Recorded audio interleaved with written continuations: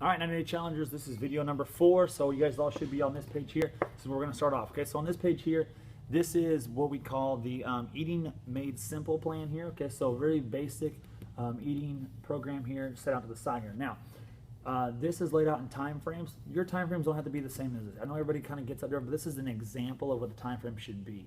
Okay, foods down here that we should be avoiding, from simple sugars to alcohols to refined sugars, the processed foods, things of that nature, all down here. Make sure that you're following this list, okay? Now, how this is laid out is you have a meal, then you have a snack, then you have your meal, then you have a snack, then you have a meal, okay? So these meals, okay, have water that is required to go with them, essentially.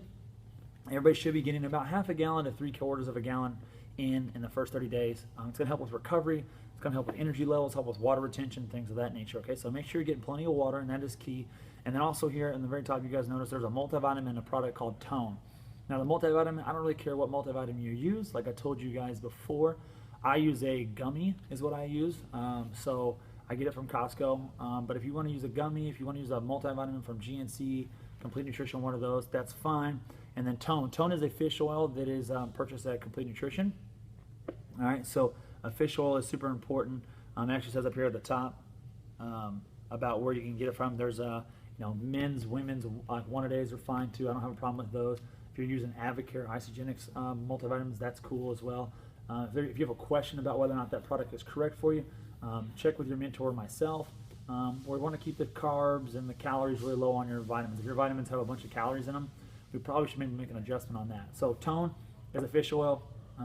So now with Tone or any fish oil that you're taking, guys, if you're taking a fish oil, as soon as you open the bottle up, okay, you're starting to let air get to it, and it can start to spoil essentially. So if you open up a fish oil, the next step should be, after you open it, should be put it in the fridge. Don't let it sit on the counter and get warm and hot. It is a fish oil, so you don't. The last thing you want to do is have like a nasty taste from the pill, and that's usually what happens on them. So I'll put mine in the freezer or in the fridge, and that'll keep them intact, and I can take them every morning. All right.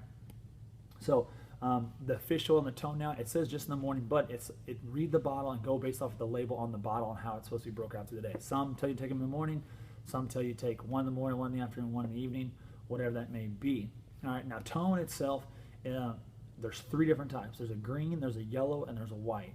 I highly recommend the green or the white. The green has a green tea extract in it, or a green tea byproduct in it, essentially. So if that is the one you're taking, I always have to be careful, because at night sometimes some people are sensitive to it. They say it's not supposed to keep you up, but I have noticed that some people have trouble sleeping sometimes when they take the green one at night. So the white one is probably one of the better ones, and the yellow one are the 2 that I would highly recommend for most of you guys. Okay, so now meals. So the meal is here. So here's your meal item that you're going to choose. All right, so you pick a meal item, and the meal items here will tell you what is in the meal, and it'll tell you over to the side how to cook it. Okay, now these are suggestions once again.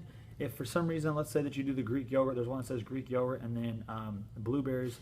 You don't have to mix the blueberries with the Greek yogurt if you don't want to. If you want to eat the Greek yogurt and then eat the blueberries separate, by all means break it up like that. But there are just some ideas and suggestions on how you can kind of cook that. All right, so you have your meal list and a whole series of meals here, and then you've got a couple pages in. You have snacks too as well. So those snack items, that's where, of course, you would go through the snack list and just pick, hey, what's my snack? Okay, and then your meal, then your snack. Okay, so going back and forth. All right, now, when it comes to the meals, keep the meals simple, guys. Don't try to change your meals up a whole bunch. Try to find some patterns. What the goal is with the meals is to find out things that you like and things that you don't like. If you can find some areas that you like and things that you enjoy tasting, things of that nature, we can start to implement those into your program a little bit more. So try some different things out though, but don't be changing every single day, mixing it all up, making it crazy and hectic for you. Your grocery list will be huge if you do that, and you'll kind of like hate changing your food up all the time. So keep it somewhat simple. Now, protein shakes, the protein shakes up there, all right, don't do a protein shake for a meal all the time. It is an option, but I like to say it's more of like an emergency-based option. I like it more for snacks. So a lot of you guys, I don't want to see like protein shake for breakfast, protein shake for lunch, and protein shake for dinner. That's going to put your calories significantly low, and then we'll have to fix that down the road. So pick some actual meals here. The protein shake is an option occasionally, okay?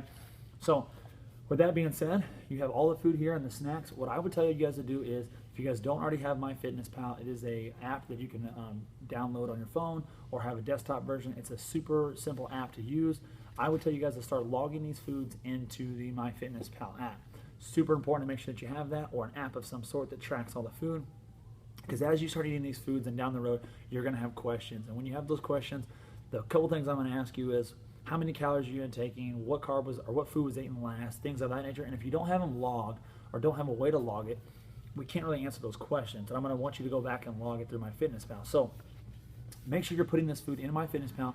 We're not focusing on calories, carbs, fat, and that stuff right now. So just put the food in right now. The goal right now for us is quality food is the #1 goal that we're trying to focus on, guys. Okay?